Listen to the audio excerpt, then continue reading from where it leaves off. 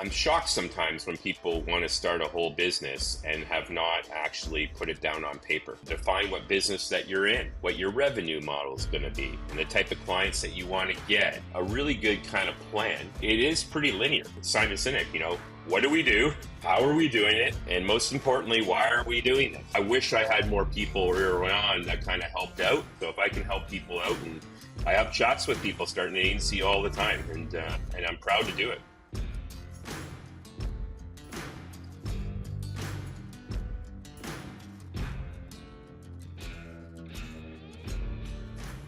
Welcome to the Backcountry Marketing Podcast. My name is Cole Heilborn. Today I'm sitting down with Scot Keith. He is the president and CEO of 123 West, an agency based out of Vancouver, BC. Scot, how are you? Really good. How are you doing, Cole? Fantastic. It's good to see you. You too. I'm excited for our conversation today. We're going to be talking all about how to start an agency, how to run an agency, and what a better person to talk to than yourself. You've got quite the experience in the industry, and your agency 123 West is doing some pretty incredible work today and has been doing so for quite a while. Scot, I'd love if you could give us the quick introduction on yourself and kind of give us a little background on the agency.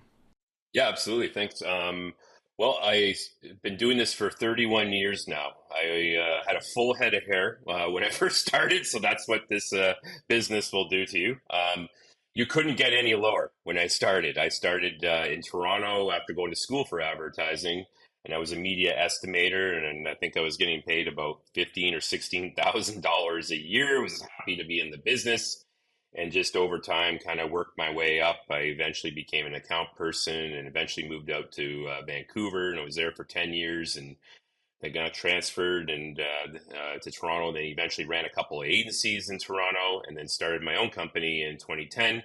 And then we started 123 West in 2013. And so just it's been a long journey, and I actually loved the whole ride. Like all the great places I worked, and even the places that weren't that great, there was just great people, and so I learned a lot too. What about this topic is interesting? Why is this? Because you've written articles, you've given speeches on this before, and we'll get into the nuts and bolts in a moment. But I'm curious, why is this something you're passionate about? Yeah, just I at one point, like, growing up in Canada is a lot at the time when I first got in the business in the early 90s, is that the industry was just dominated by multinationals. So the DDBs and the McCann Ericssons and Leo Burnett's and so on. And I thought someday is that if I really work my way up, maybe someday I can help run an agency that was probably created in the UK or New York. And that's a very Canadian thing, by the way, is just, maybe we can run someone else's company. And then later on, just started to see some independents in Canada start up and do really well and just really kind of shake up the industry, and new people there, and they're having lots of fun. And so eventually, I started doing my own thing. And so I just think it's, being an entrepreneur is not for everyone, but it is for some people, right? And so if I can encourage some people just to think about doing something different and getting together, and then the money goes into the people that do the work and the local economy and so on, or the country economy, I think that's great, right? And I wish I had more people early on that kind of helped out, but there just wasn't that many. And so if I can help people out, and I have chats with people starting an agency all the time, and I'm proud to do it. Well, it seems to be something that is a frequent conversation that happens, because however you define agency, there's a lot of, well, it can mean one thing to someone, it can mean something else to someone else. And I am curious kind of what your definition is. But I think this is a timely conversation, because I think especially as marketing becomes more accessible, as people people are content creators are out there doing projects directly with brands, there seems to be a lot of questions about how do you actually take these skills that people are practicing, how do you grow them, how do you scale them, and how do you do something maybe beyond just yourself? So I'm excited to dig in. I'm curious if you could first kind of give us a little bit of a background on some of the work you do, some of the awards that the team has won. Yeah, absolutely. So at 123 West, when we started the company, we purposely, because of the partners, so there was myself, I'm more of a business kind of person, and Jeff Harrison, my original partner, is one of the top designers in the country. and then Brian Collins and Rob Sweetman, my other original partners, were the top creative team for a bunch of years when they're at Rethink, and then later on Cossette. And so when we started the company, it was like one part an advertising agency, one part a design company, and we did it on purpose. We did it on purpose because brands, not every brand needs advertising at a certain point, and a lot of brands at a certain point need some design, or everything we do is now digital, but it's like just when things have to happen, right? And what a client kind of needs, because the challenge is you start a company, and depending on the people you have, you can only just do that, right? Like if you even if they're really good, you just do that. There's brackets around, and there's actually good things about that, having brackets. But if you want to really succeed down the line, you have to expand your offering to a certain point. And so, for example, even all the content creators, that's amazing. Like I love all the good ones. They're amazing in their own way, right? And so, like, I'm just fascinated and good on them to actually be doing something original, and especially now when they're, you go to a high school, what do you want to be? I want to be a YouTuber, right? And so the good ones, like they've got something, both like a space that they're in, they've obviously got talent, and then they absolutely have to have drive, because that content machine's a hard game, right? And so, but that said, the challenge is down the line is that, well, what if you're like a youth content creator? Well, you're going to get older.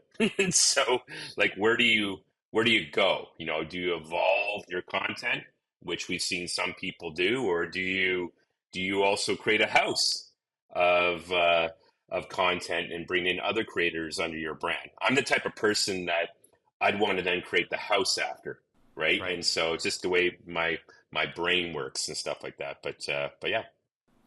So tell me about the early days of 123 West. Allegedly, actually, it's not allegedly. I think it's fact. There's a photo. You guys started in a garage, and that was the initial office for quite some time. Tell us a little bit about the decision to jump out on your own. How old were you at that point? How much experience did you have, and how did you end up with three other people in a garage?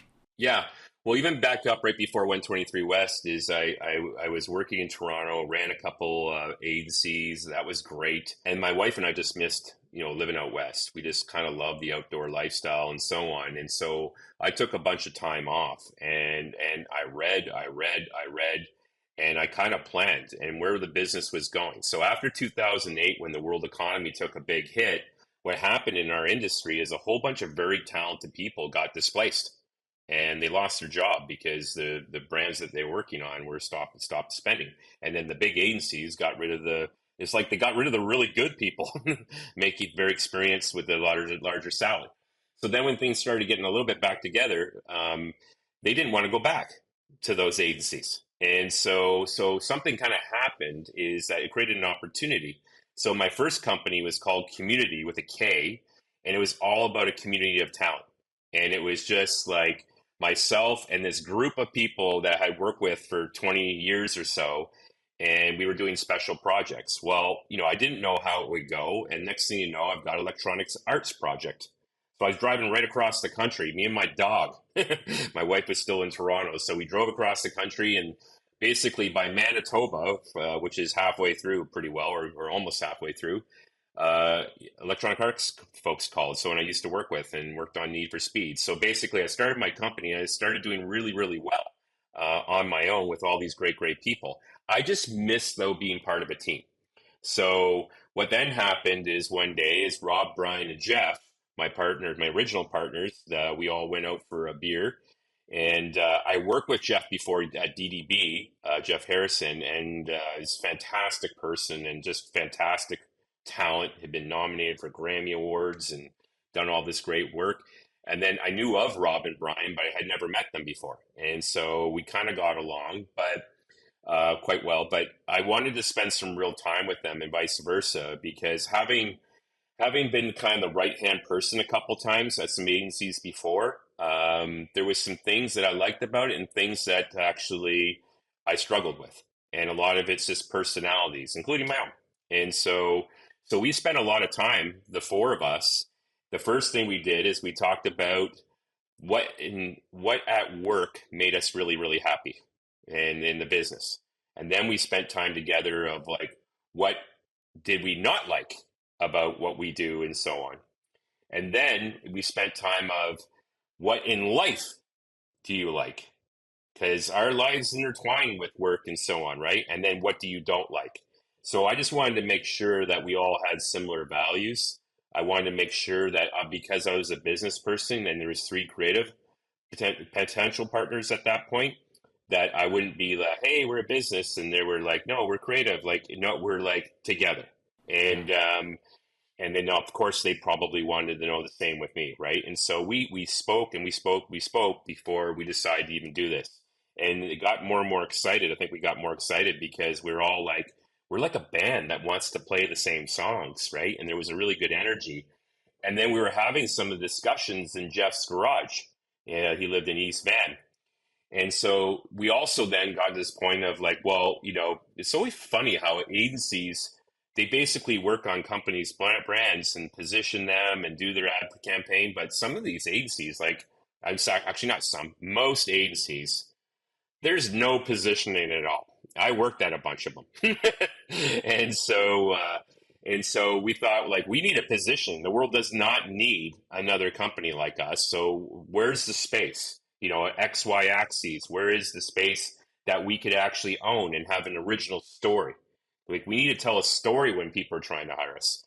So we got into this whole bit is that our biggest problem at the start was basically you open up a company and you've got zero revenue. So if you do it the traditional old way, is you might be $500,000 plus in on lease costs, a whole bunch of things that agencies are famous for before you even make $1.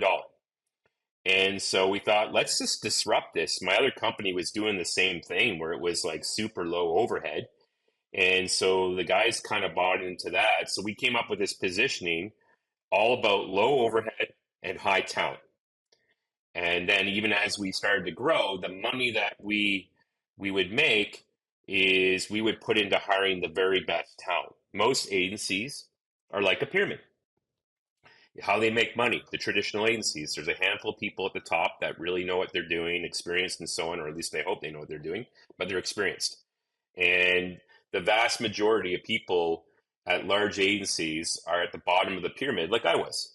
And it's basically, you don't get paid that much. And some companies, they work you to the bone. And then they overcharge the clients. And people literally, like, I didn't even know what I was doing my first 1 3 years. I just did whatever my boss told me. I was just task, task, task. And that's fine.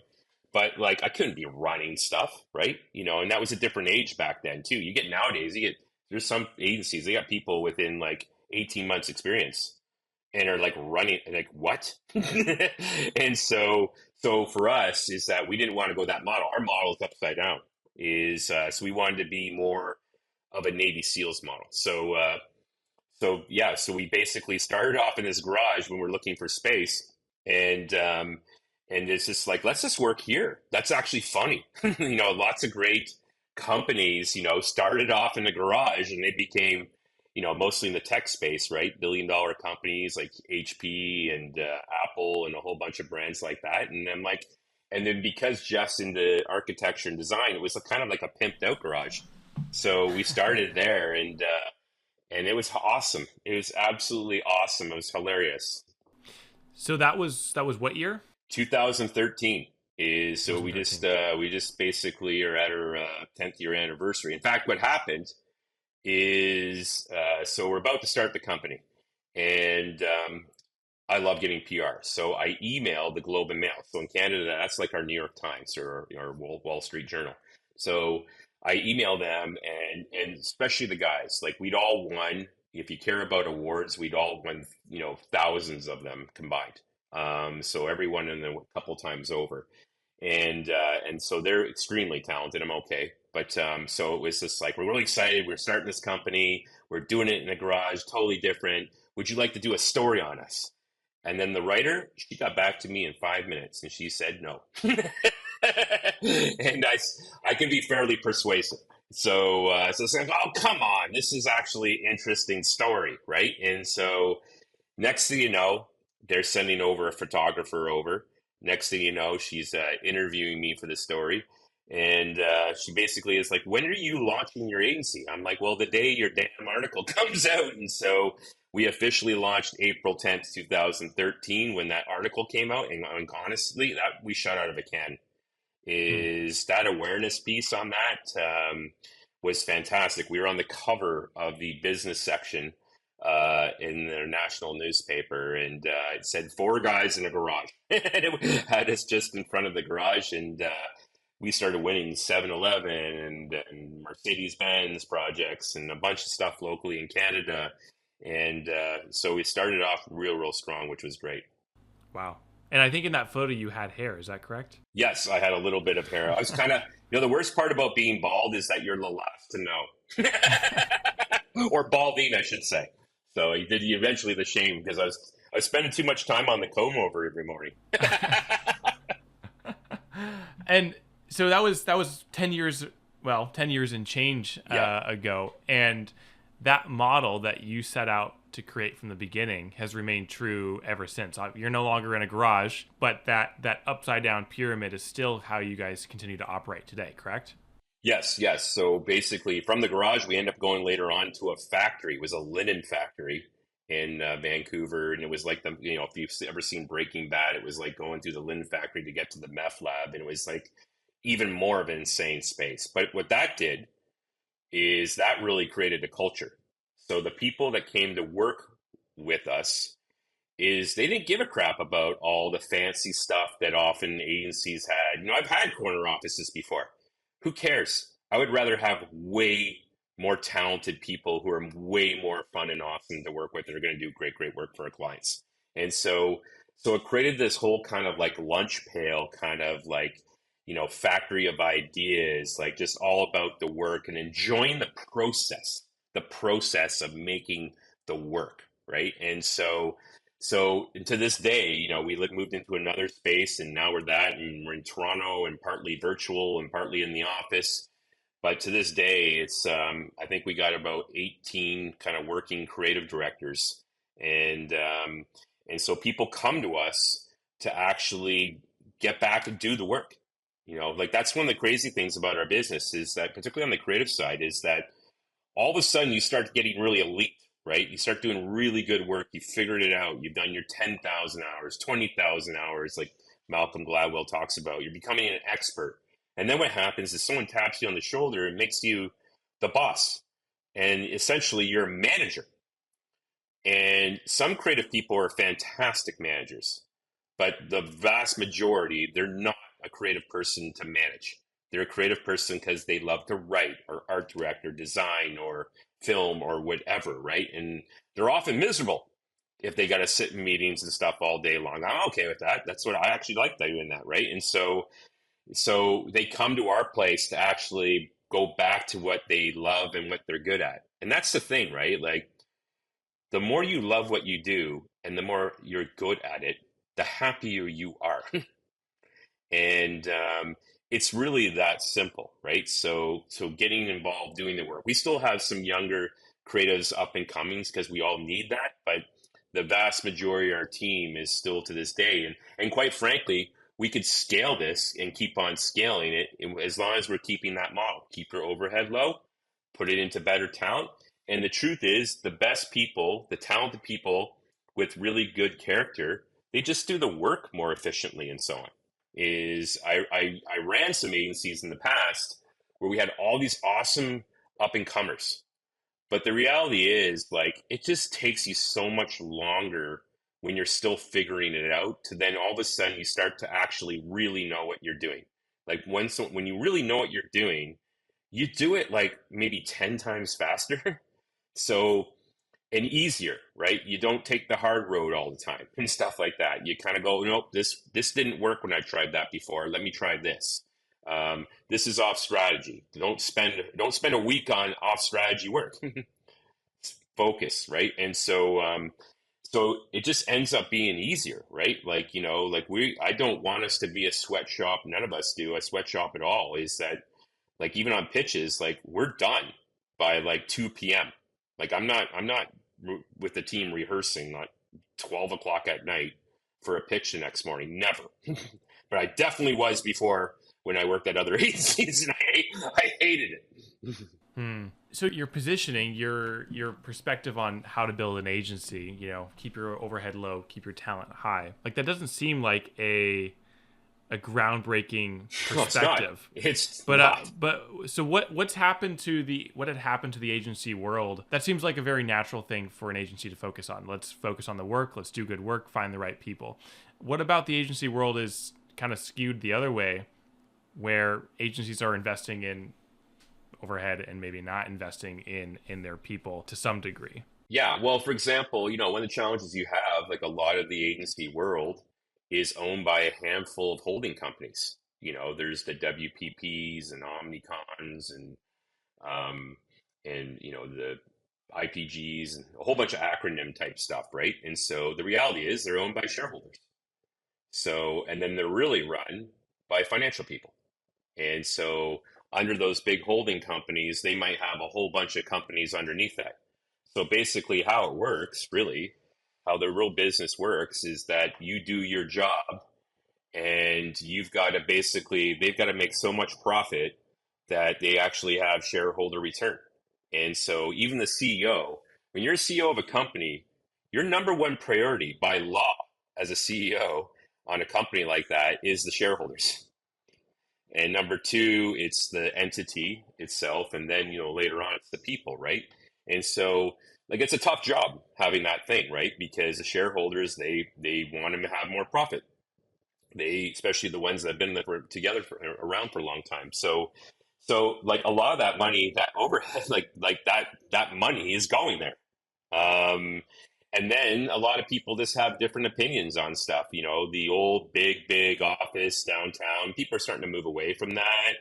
Um, like I don't believe in stuff of like having foosball tables and pool tables at work, because the reality is what they want you to do. They buy you all these toys, and then there's no way that they want you playing that at 2 p.m. in the afternoon. They want you playing that at 7:30 p.m. at night. And so, you go to some agencies, they got $100,000 piece of art on the wall. You go, and just all this stuff, right? It's just the money just goes into other areas, right? A lot of agencies will have 20 to 25% of their of the money goes into that type of overhead, their lease, all these things, right? Whereas like our overhead is so low that I'm already finding percentages of money that reinvest into better people. And so, do we make less margin on stuff than a great big agency probably does? Yeah, probably. But do I sleep at night because we've got all these pros doing the work? Am I proud? I'm not saying that they're not, but am I proud of what we're trying to do day in and day out? Like, I just would rather be, it's a positioning. I'd rather be Navy SEALs than the General Army any day.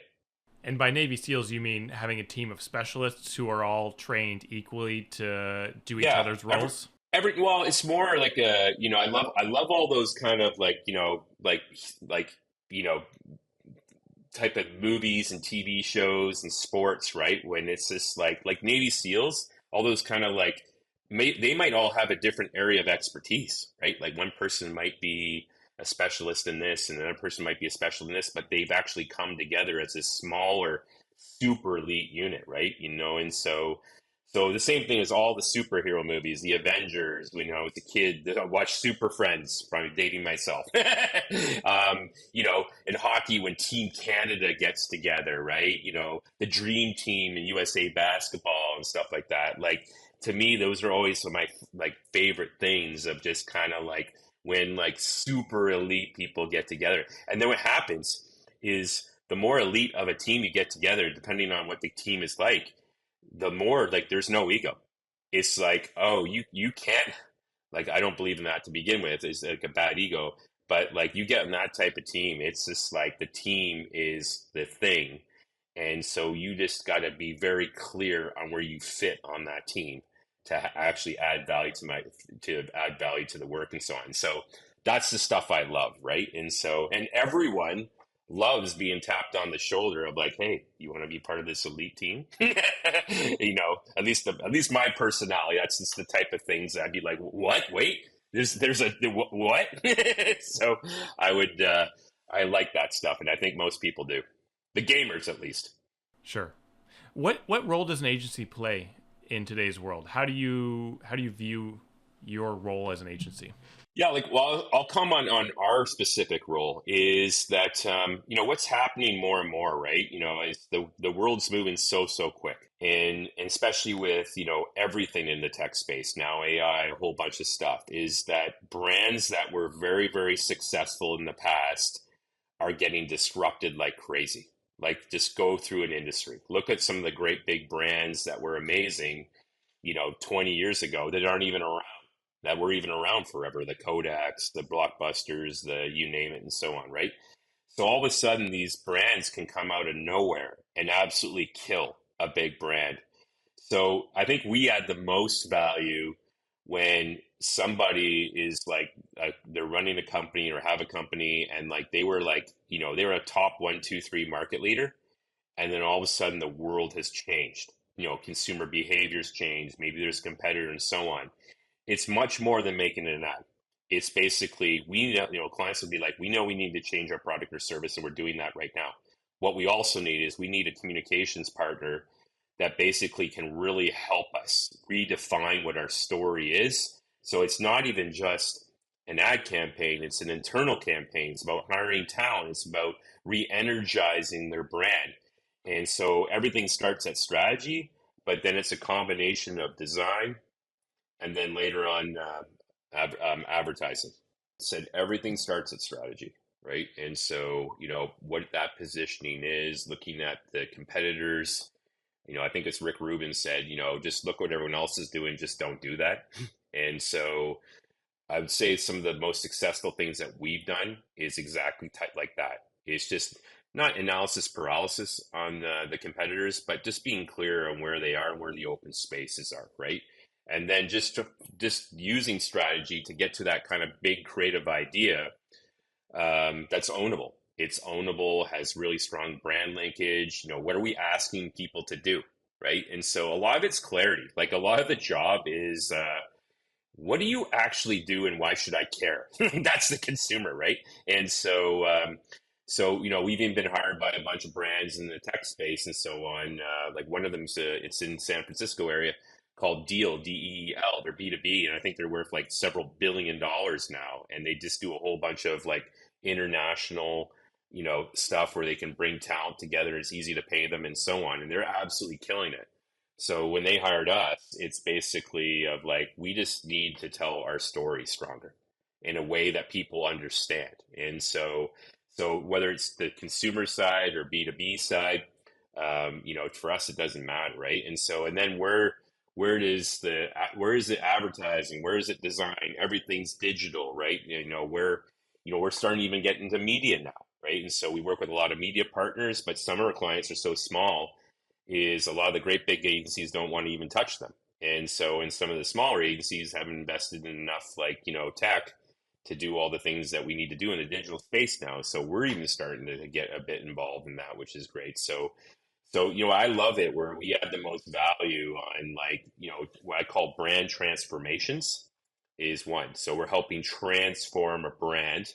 And that could be anything, again, from re-energizing it and so on, complete transformation, or is it kind of an evolution? And then another one is, I call it, like, it's almost like a brand acceleration. So the brand acceleration is like, the company's doing well. The thing that's holding it back is the brand. And so those are great projects because, companies doing so well. It's just like they just have a storytelling problem, right? They have a brand problem, which becomes the opportunity. So all we have to do is basically be more clear what that story is, up the brand identity, completely integrate it and so on. And then when all of a sudden, when the brand catches up to the product or service, you see this tipping point in results, right? And then depending on what their business issue is, it could be a whole bunch of things. They might need to bring more people to work for them.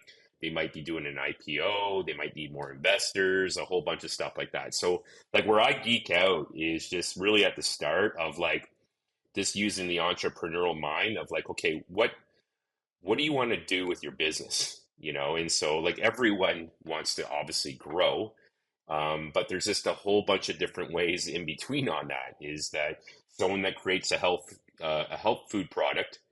Well, they might want to create this brand and hire us to get to a certain point, maybe then sell it off to a great big company. So there's that. That's one strategy.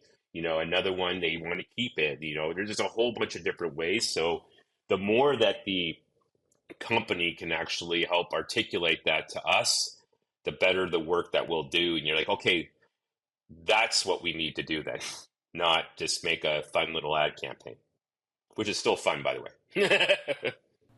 So let's back up a little bit. 10 years ago, when you were starting the agency, it sounds like you knew what you wanted to achieve. You found the right people. You found a place to work, and then because of that article, things just kind of like work showed up. You started making money, day one. I'm curious though, for someone who's listening who maybe doesn't have a previous 20 years, 15 years of experience in the ad world, and they're interested in kind of taking the first steps to building their own version of an agency, what tips or recommendations might you give to someone if they don't have the level of experience that you had when you started? Yeah, I think, just again, of like, first of all, have a plan.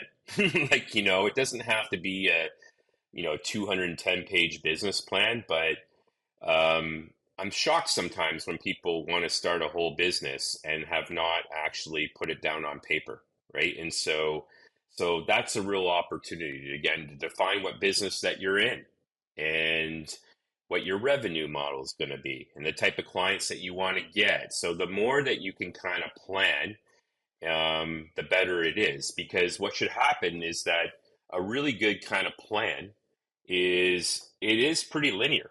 It's kind of like a story. It's just like, this is who we are. This is what we want. It's kind of like Simon Sinek, what do we do? How are we doing it? And most importantly, why are we doing this? Right. And then you've got to set goals. I'm a big believer in goal setting. Is if you don't set goals, then how are you going to get anywhere? Right? If you and I were going to go on a road trip, well, we better pick a destination.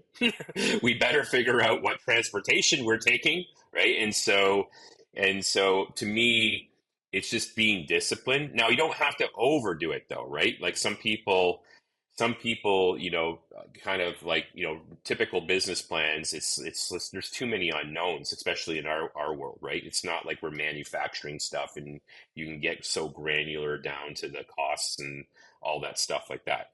So, but you should have a general plan of what you want to be, how you're different and all that stuff like that. The other thing too is just talk to people. Like a lot of people, and I've done it for a lot of times, people, when I first came back in market here, I talked to people, explained what my original company's business model was. Some people looked like they were looking at me like a horn was coming out of my head, like this, like, you're gonna what? You're gonna, and they're looking, that's just not gonna work, because it was different. And it was good to listen to people like that, because even getting some negative feedback is sometimes actually that's good feedback. Sometimes the negative feedback is like, they have no idea that the world has changed and this is coming. So there's a little bit of that too. And so I got a lot of feedback, in 123 West in my previous company on stuff like that. At some point, if you believe in something though, if you truly believe in your idea and the people you're with, that you just got to also not listen to people.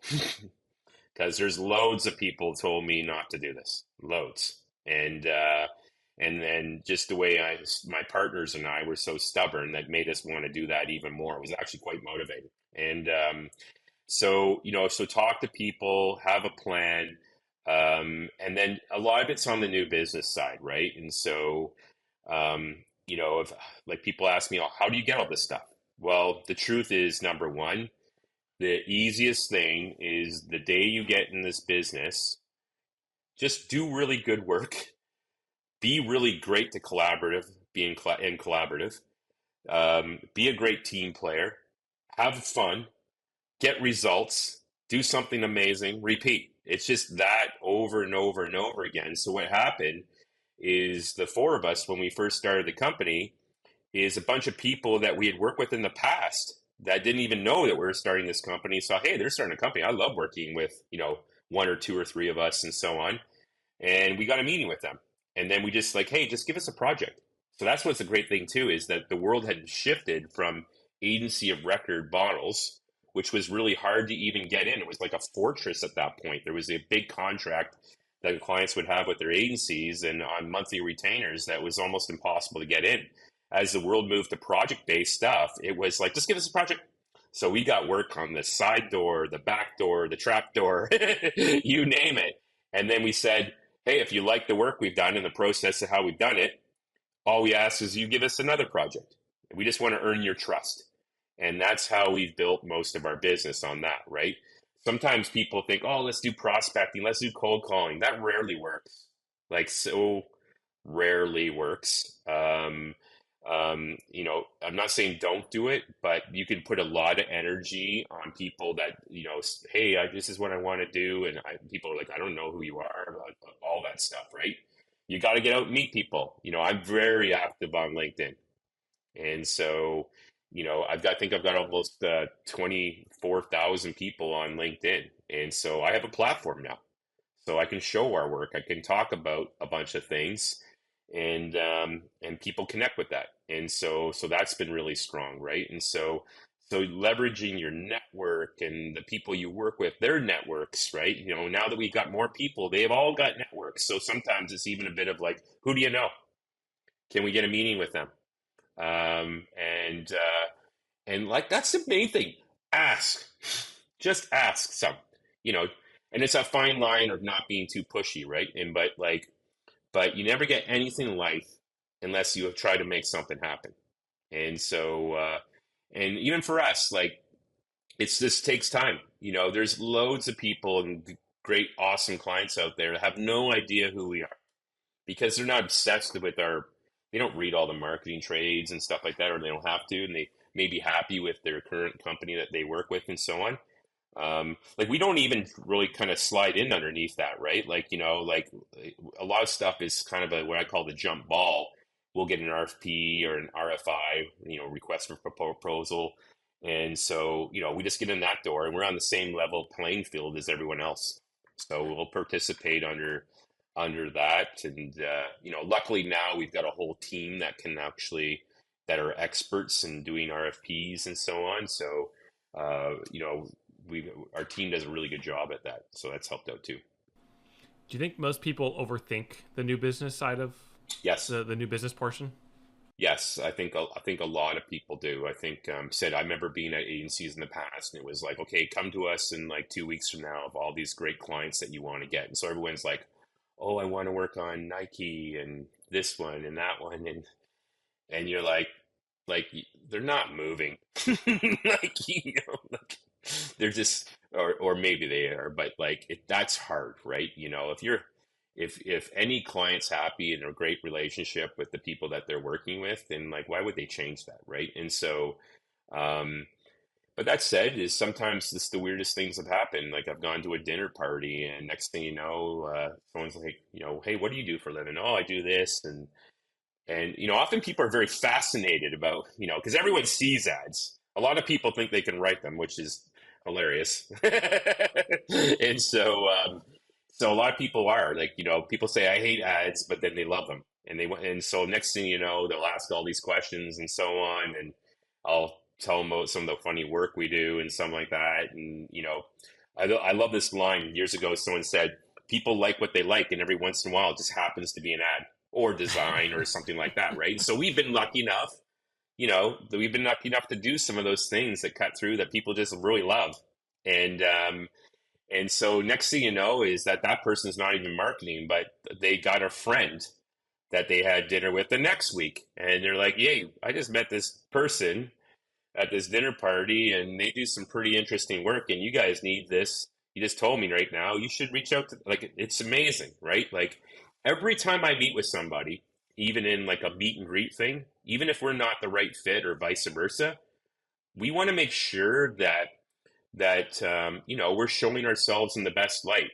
our work, how we work, and so on, So even if I meet with somebody and for whatever reason we're not the right fit for them for whatever reason, maybe we'll be the right fit for someone else in their circle, right? And so just it's just kind of just being out there, but it's not like all I don't walk around with a bunch of business cards, and I'm not that kind of hey guy person at all. And so, but you have to just ask. At some point, especially when when you're small and desperate, you have to ask a lot more. Like otherwise, I've seen a lot of people. That's where it falls down. They do really good work and they're really good people, but they just are paralyzed almost about asking for business and getting for business and so on. And so, it just kind of, you're basically, it's the lifeblood of what we do. So I always say is like, I'm like the hunter, I'm the hunter on the team, right? And so even though we all kind of do it, and so I would originally, when there's the four of us, I'd be like, okay, I'll be the hunter and you be the cooks. But we're all going to hunt once in a while, and I'm definitely going to help you cook. But we all know what we got to do here. And so, what the other thing is, when you're small, you could bring in all this business, and then you start working on the work, your team. But someone's got to be hunting at the same time again.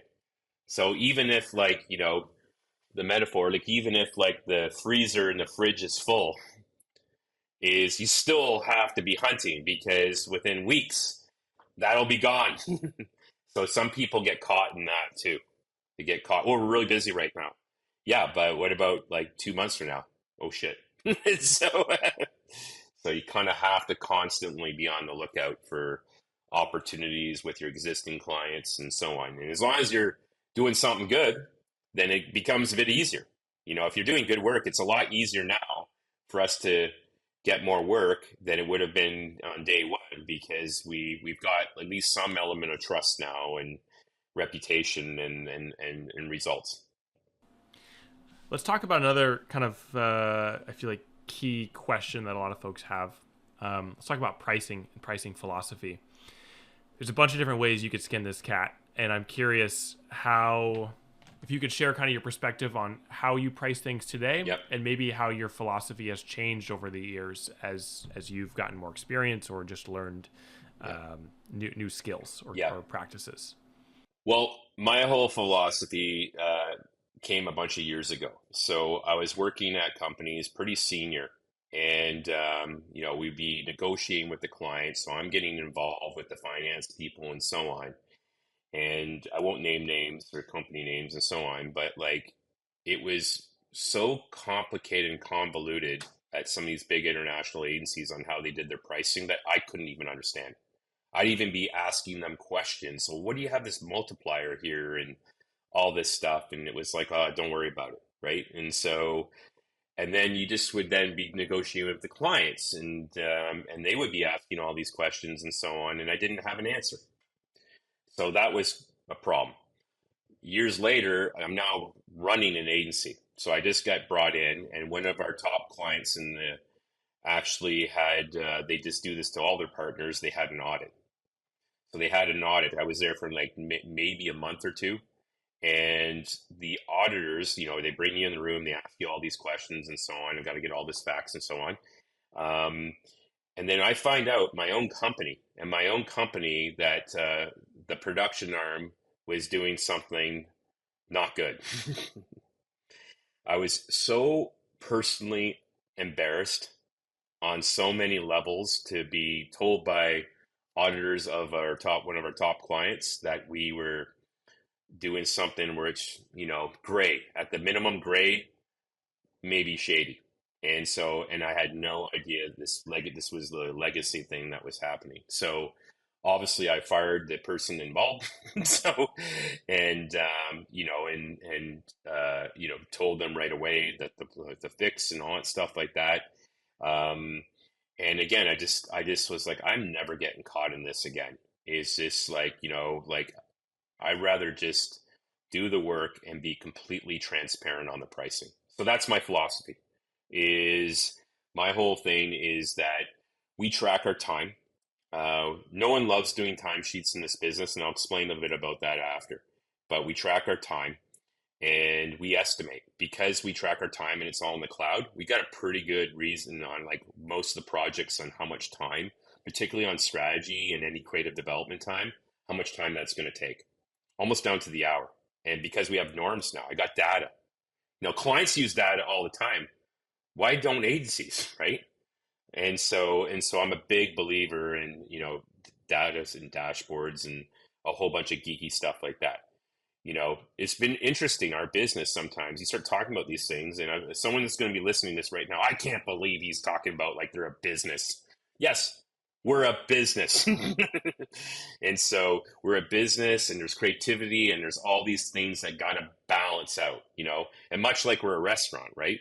You can have the best chef in the world and a great menu, but you still actually have to buy the ingredients and then charge enough money to actually make it all worthwhile for everybody, right? And so anyways, I'm just complete transparent pricing on the deliverables, who the people are, what the actual rate's going to be. Clients see everything. So the procurement people like us, clients like us. It's dead ass clear on how we do that. Now, when I say this again, and actually I put a post recently about this, and I had a whole bunch of people come after me. And that's the funniest thing. It's like, I don't give a crap on how someone else, go ahead, run your own company. I literally don't care on how other people run their company. Don't. You don't like my pricing style? I don't care. I'm not even comment on yours. I'm just going to worry about what we do and what we do for our clients, right? And so, but that transparency really helps us out. It also, when the back end benefits are, we can track the project. How did we do? Because we're in the world of creation. It's not linear.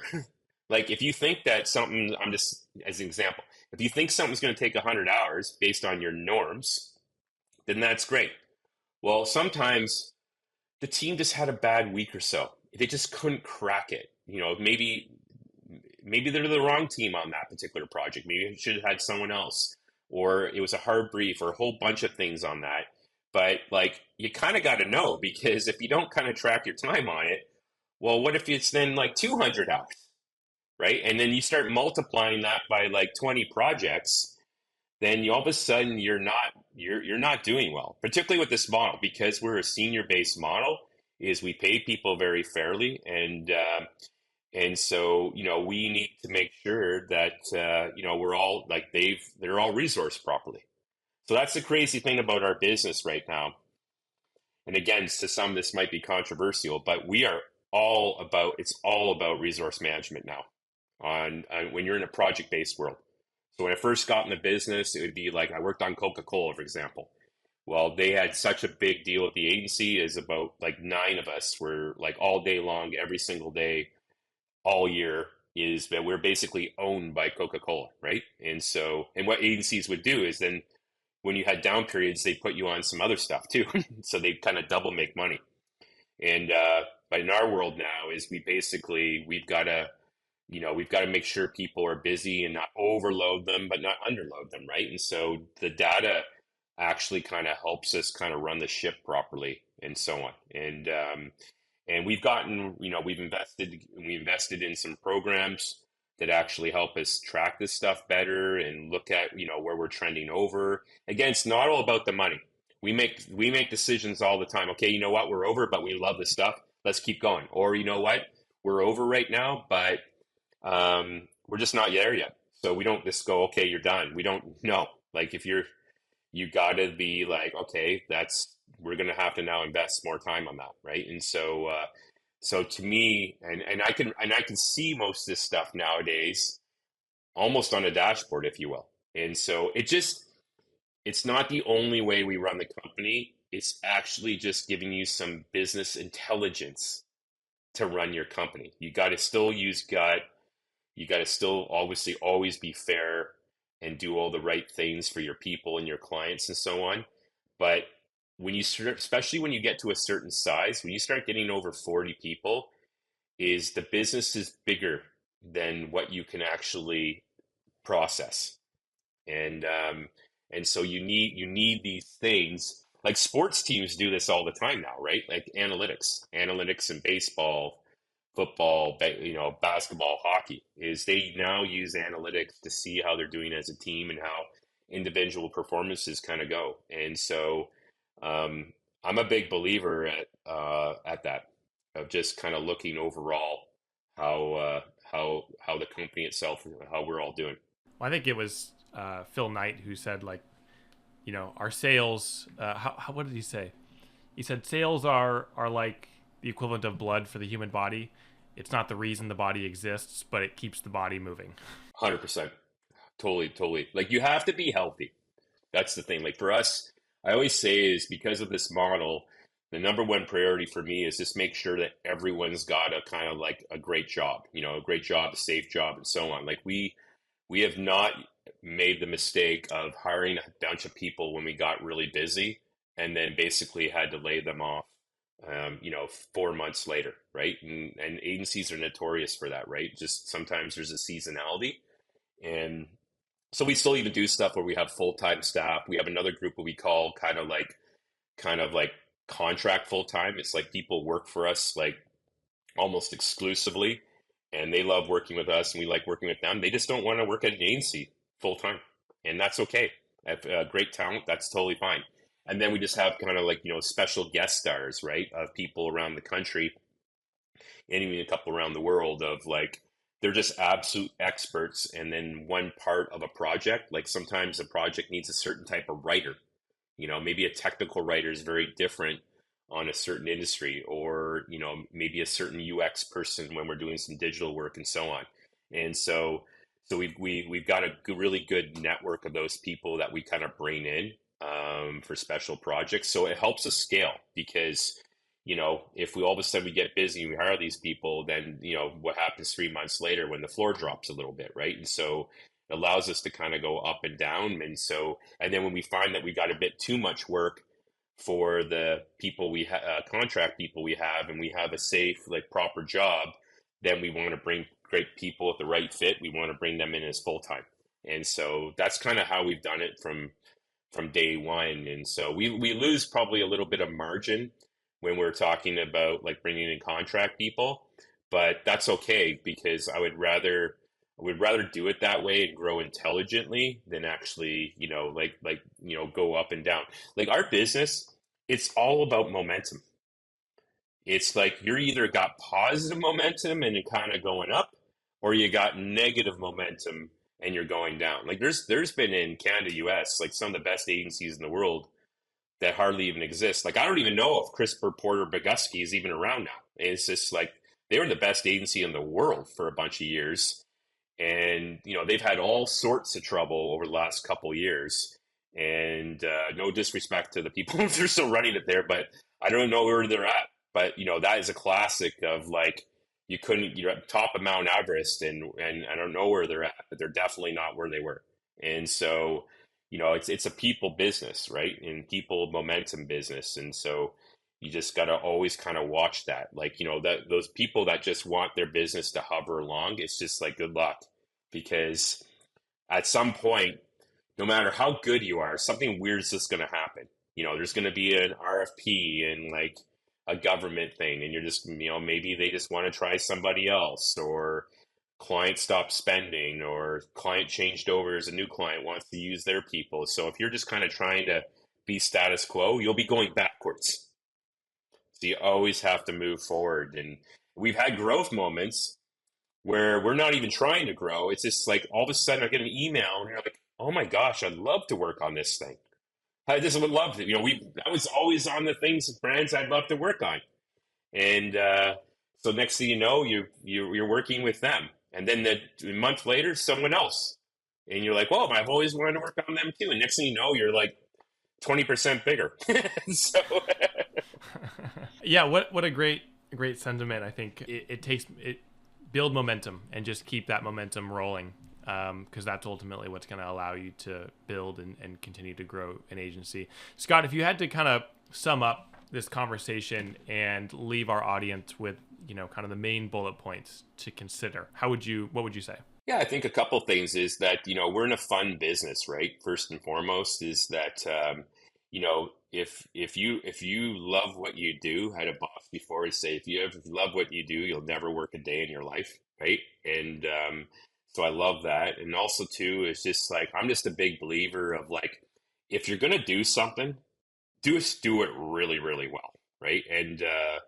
And so whatever you're hired on, right? And then the other part of that is when it's not even just about the work. The work that you do is very, very important to be great, to get the results that the client needs and so on. That's extremely important. But what also is just as important is how you do the work, the process of doing the work together with your own team, the client team, the production people, and so on, is enjoying the process of the actual work. I always say if like things go off the rails, guess what? Instead of just complaining about and finger pointing of why things went off the rails, then that team's job is to put it back on the rails. That's the job. And then the next part of that job is to do what you're all intended to do. But like I just love again is just everything you do is part of a team. And so that team, whether it's a two-person team, a bigger team, a client team with you, even when you're going into production, is that team, that director, that production house, they are part of your team at that point. So the better that you can get to the point where you're explaining what we're all trying to do and how we're trying to do it and who does what and how we're going to actually, work together, enjoy working together, that just makes it fun, right? And so, I just find that some people in this business that are talented are not that talented when they actually don't collaborate well. And so I think that just kind of goes back again and just love what you do a really good job, but just be really good with other people and vice versa on how you're doing the work. And then you'll just keep on getting hired over and over and over. And then everything's just much better. Your mental health's better. You'll feel better about doing the work, and then you'll just be excited to do the next thing, right? And so it's really that simple. Like just, when things feel complicated, spend some time, just go back a little bit, right? Take a deep breath and figure out how to untangle it and just make it more simple. And that's just the main thing. But to say, have fun. Get outside, take a breath, and realize it's not as complicated as you might have created it to be. 100%. Scott, I appreciate you taking the last hour to chat and share your story. Yeah, I think, again, this is a really, really intriguing conversation, and I appreciate the perspective and the stories that you've told. If folks want to follow along with you or with 123 West, where can they go to find you? Yeah, the website's 123w.ca. And then I think all my contact information's on that, but I'm pretty active on LinkedIn. So I'm Scott with one T, ScotKeith. And love to connect. Amazing. Scott, thank you again. I hope you have a great rest of your day, and I'm looking forward to seeing where you and the team go in the future. You've got a bright future ahead, I'm sure. Thank you very much, Cole. Great to be here. All right. Take care. Bye.